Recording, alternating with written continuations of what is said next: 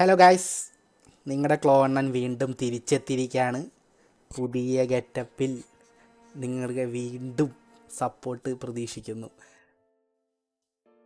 നമ്മൾ തമ്മിൽ കണ്ടിട്ട് കുറേ നാളായെന്ന് എനിക്കറിയാം. സംഭവം ഒന്നുമല്ല, കുറേ പ്രശ്നങ്ങൾ ഇങ്ങനെ ഉണ്ടായിരുന്നു. ഈ പുറത്ത് വന്നതിൻ്റെയും അതിൻ്റെ കാര്യങ്ങളൊക്കെ ഉണ്ടായിരുന്നു. ഇപ്പോൾ വീട്ടിൽ പണിയൊന്നും ഇല്ലാണ്ട് ചൊറി കുത്തിയിരിക്കുക. അപ്പോൾ പിന്നെ വീണ്ടും യൂട്യൂബിലേക്ക് തിരിച്ചു വരാമെന്ന് വിചാരിച്ചു. അതിന് വേണ്ടിയിട്ട് ഫേസ് ക്യാമൊക്കെ എടുത്ത് കളഞ്ഞു. നമുക്ക് വല്ല പുതിയതായിട്ട് വല്ലതും ട്രൈ ചെയ്യാം. ആനിമേ സൈഡ് തന്നെ വീണ്ടും പിടിക്കാമെന്ന് വിചാരിച്ചു. അപ്പോൾ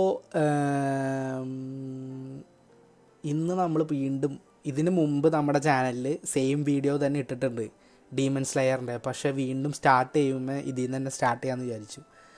അപ്പോൾ ഇനിയും ഡീമൺ സ്ലെയർ കാണാത്തവരുണ്ടെങ്കിൽ എന്താണ് നിങ്ങൾ ചെയ്തുകൊണ്ടിരിക്കുന്നത് ഗൈസ്? കാരണം ഡീമൺ സ്ലെയറിൻ്റെ കഴിഞ്ഞ സീസണിൽ കുറേ നെഗറ്റീവ് കമൻസും കാര്യങ്ങളൊക്കെ വന്നു. കാരണം ഒരു സീസണാക്കാനുള്ളൊരു സ്റ്റോറി അതിനകത്ത് ഉണ്ടായില്ല.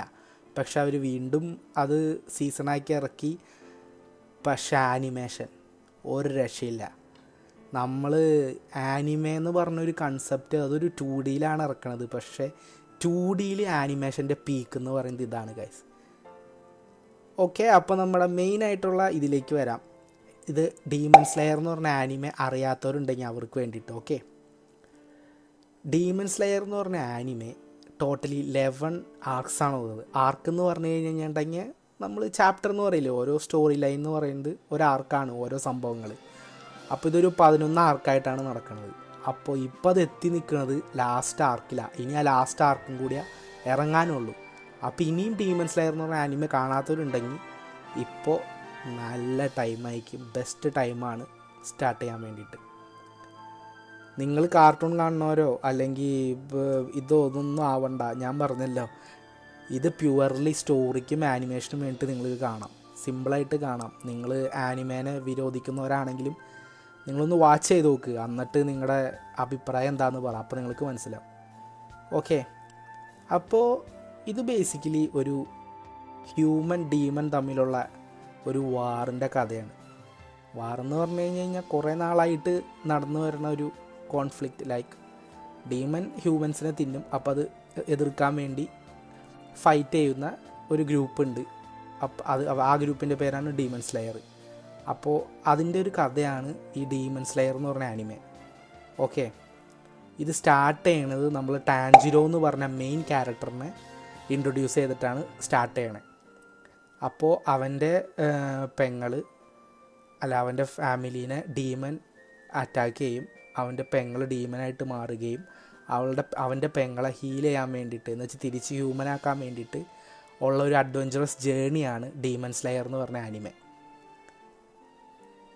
ആദ്യം ആനിമെ നമ്മൾ കണ്ടു തുടങ്ങുമ്പോൾ കുറച്ച് സീരിയസ് ഫേസിലാണ് ആനിമെ പോകുന്നത്. ആനിമെ ഫുൾ സീരിയസ് ബേസ് ആണ്. പക്ഷെ എന്നാലും നമുക്ക് കുറച്ചുകൂടി എൻജോയബിളായിട്ട് ഫീൽ ചെയ്യണത് ഇതിൽ 2 സൈഡ് ക്യാരക്ടേഴ്സ് ഉണ്ട്. സൈഡ് ക്യാരക്ടേഴ്സ് അല്ല, പക്ഷെ എന്നാലും മെയിൻ ക്യാരക്ടർ അല്ലാത്തതുകൊണ്ട് നമ്മൾ സൈഡ് ക്യാരക്ടർ എന്ന് വിളിക്കാം. ഓക്കെ, അപ്പോൾ ആ 2 പേരാണ് ഇനോസുക്കയും സനിറ്റ്സു എന്നും പറഞ്ഞ 2 പേര്.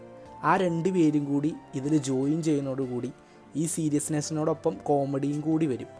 അപ്പോൾ ഇത് കുറച്ചുകൂടി ഇൻട്രസ്റ്റിംഗ് ആവും. നിങ്ങൾക്ക് അതിൽ സെനിറ്റ്സുവിനെ നിങ്ങൾക്ക് ഭയങ്കരമായിട്ട് ഇഷ്ടമാവും, ഇനോസുക്കേനെയും ഭയങ്കരമായിട്ട് ഇഷ്ടമാവും. പ്രത്യേകിച്ച് പെമ്പിള്ളേർക്ക് കുറേ നല്ല ഇനോസുക്കേനാണ് കൂടുതൽ കാര്യം. അപ്പോൾ ഈ ഇനോസുക്കയും ടാൻജിരോയും സെനിറ്റ്സും കൂടിയിട്ട് ഈ ജേണി കണ്ടിന്യൂ ചെയ്യണതാണ് ഈ ആനിമെ. ഇതിൽ കൂടുതൽ ഞാൻ ഇതിനെപ്പറ്റി പറയണില്ല, കാരണം അതൊരു വലിയ സ്പോയിലറായിട്ട് പോകും. അപ്പോൾ ബേസിക് സ്റ്റോറി ലൈൻ ഇത്രയേ ഉള്ളൂ. ഡീമനായിട്ട് മാറിയ തൻ്റെ പെങ്ങളെ തിരിച്ച് ഹ്യൂമനാക്കാൻ വേണ്ടിയിട്ട് ഏതറ്റം വരെയും പോകുന്ന ഒരു ബ്രദറിൻ്റെ കഥയാണ് ഡീമൺ സ്ലെയർ.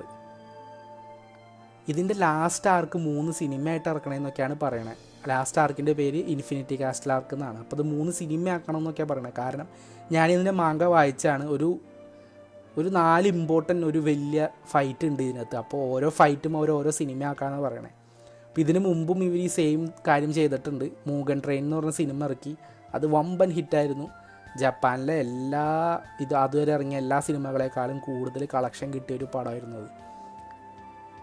അപ്പോൾ ഇനിയും ഡീമൺ സ്ലെയർ കാണാത്തവരുണ്ടെങ്കിൽ എന്തായാലും ചെക്കൗട്ട് ചെയ്യുക. ഇതിൻ്റെ ഡീറ്റെയിൽ ആയിട്ടുള്ള റിവ്യൂ വേണമെങ്കിൽ നിങ്ങൾ അടിയിൽ കമൻറ്റ് ചെയ്യുക. ഓക്കെ, അപ്പോൾ ഞാൻ നേരത്തെ പറഞ്ഞല്ലോ, നമ്മൾ വീണ്ടും യൂട്യൂബിലേക്ക് തിരിച്ചു വരാനുള്ളൊരു ശ്രമമാണ്. അപ്പോൾ നിങ്ങളുടെ സപ്പോർട്ട് എനിക്ക് ഭയങ്കരമായിട്ട് ആഗ്രഹമുണ്ട്, അത്യാവശ്യമാണ്. അപ്പോൾ ഇനിയും സബ്സ്ക്രൈബ് ചെയ്യാറും ലൈക്ക് ചെയ്യാത്തവരൊക്കെ ഉണ്ടെങ്കിൽ പോയി സബ്സ്ക്രൈബ് ചെയ്യേ, ലൈക്ക് അടിക്കുക ഗൈസ്. ഓക്കെ, അപ്പോൾ ഇനി അടുത്ത വീഡിയോയിൽ കാണാം. ബൈ.